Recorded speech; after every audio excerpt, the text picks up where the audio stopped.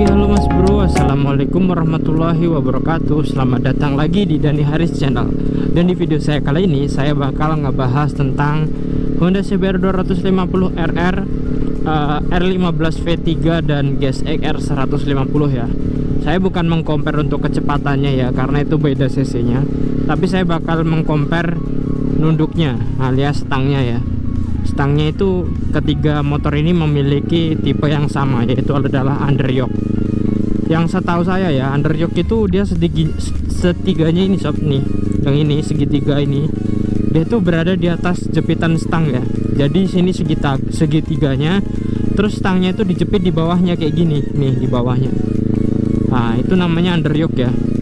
Biasanya yang pakai underyoke tuh motor-motor gede ya kan, kayak ZX10R, ZX636, R6, R1 ya kan. Ninja H2 itu pakai underyoke. Tapi berhubung Ninja 250 Fi yang 2 silinder itu belum underyoke, jadi saya tidak mengkomparnya ya. Dan ketiga motor tersebut udah pernah saya naikin ya, saya tumpangin. Itu yang paling nunduk, yang paling pertama adalah, kalau menurut saya pribadi, adalah R15 V3 ya. Di Kalimantan Timur ada teman saya yang punya R15 V3 warna kuning ya. Itu pernah saya coba tuh. Waduh, ini kok nunduk banget. Saya kira CBR ini udah paling nunduk gitu. Ternyata R15 masih lebih nunduk lagi. Dia kalau kira-kira kalau CBR segini, dia masih stangnya di bawah lagi sob, segini kira-kira. Nah, jadi agak nunduk lagi gitu. Ya kalau saya pikir sih ini bakal jauh lebih pegel gitu. CBR aja segini aja udah pegel gitu. Apalagi kalau lebih pendek lagi gitu kan. Wah, kita dapat lampu merah terus nih. Terus yang kedua adalah GSX R150 ya. GSX R150 meskipun dia, waduh ini robos. GSX R150 meskipun dia belum pakai upside down ya, upside down. Nanti dikomplain lagi. Meskipun belum USD, tapi dia udah underyoke. Dan stangnya itu posisinya nunduk banget ya, dan kayak mepet banget sama sini gitu rasanya. Punya teman saya juga ada yang warnanya merah, itu nunduk banget sih kalau menurut aku. Dan yang ketiga adalah urutannya adalah CBR 250 RR ya. Pasti kalian yang mungkin baru coba salah satunya atau keduanya kan belum bisa bandingin kan. Saya sudah tahu tiga-tiganya dan betul itu urutannya. Yang paling nunduk adalah R15, GSX, baru CBR ya. Berarti CBR ini tuh dibilang kalau nunduk banget ya enggak. Kalau dibilang nunduk iya, tapi kalau banget enggak. Masih enak setangnya. Dan jarak setangnya itu nih sama dengkul kita tuh deket sob. Jadi kita tuh kayak berasa bawa motor balap gitu ya.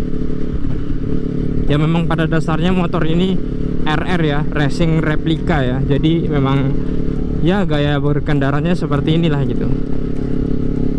Dan pesan saya ketika kalian pengen membeli salah satu dari ketiga motor tersebut, saya saranin kalian buat milih yang gimana ya, nanggung juga sih sob. Kalau misalkan kalian pengen CBR 250 RR ya dengan harga yang lebih murah, sekarang udah ada yang jual di bawah 50 juta gitu.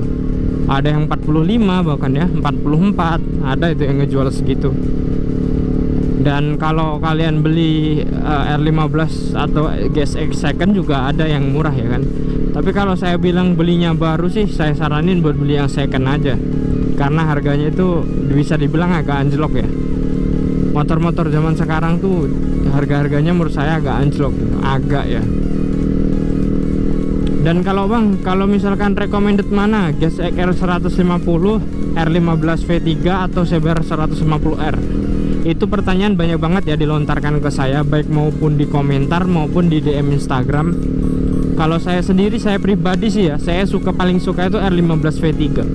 Meskipun paling nunduk, tapi kalau dari segi body menurut saya paling keren. Terus kalau dari segi USD keren, karena kompetitornya belum pakai. Ya juga ya. Ya. Kalau kompetitornya sama-sama dikasih sih ya, GSX juga ganteng ya.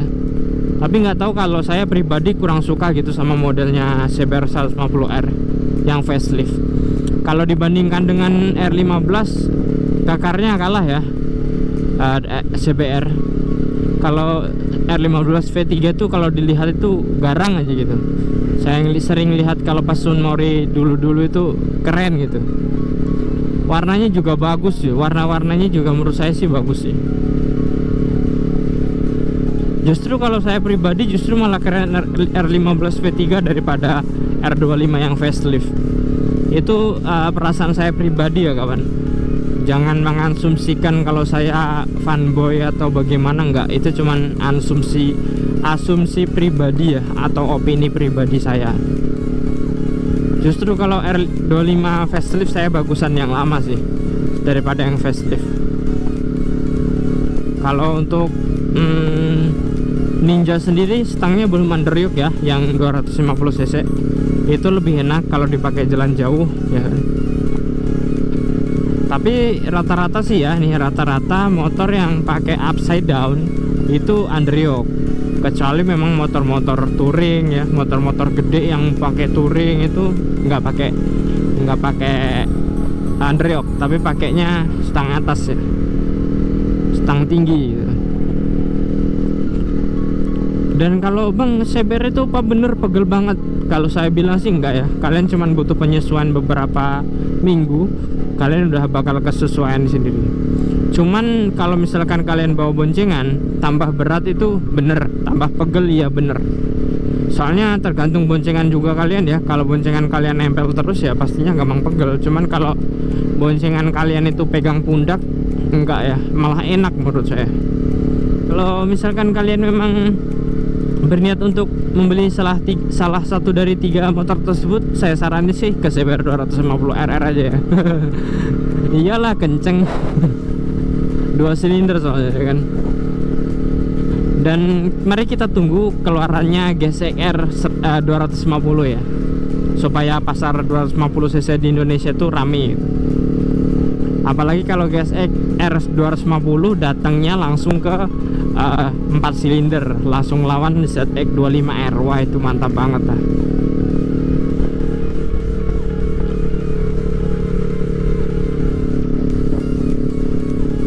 Terus yang kita bakal bahas lagi di ketiga motor tersebut ya, kalau saya bilang sih untuk dari segi kecepatan dari 150 cc nya itu R15 V3 dan GSX-R 150, kalau yang saya lihat di YouTube sih ya, itu kencengan GSX-R 150 sob. Tapi kalau untuk nyatanya sesama jokinya sama-sama pro, saya belum tahu ya. Kalau saya pikir sih imbang ya. Tapi kalau dari segi cc kayaknya besarannya ya R15 V3 ya, soalnya dia 155 ya kalau nggak salah. Soalnya saya jarang ngikutin gitu kalau motor Yamaha yang 155 cc gitu. Di sini kalian lihat sob, jalanannya lurus sekali, mantap. Wah ini kebakaran hutan atau gimana nih? Oh enggak, ternyata ini bakar itu ya, kayak sisa daun, makanya asapnya tebel.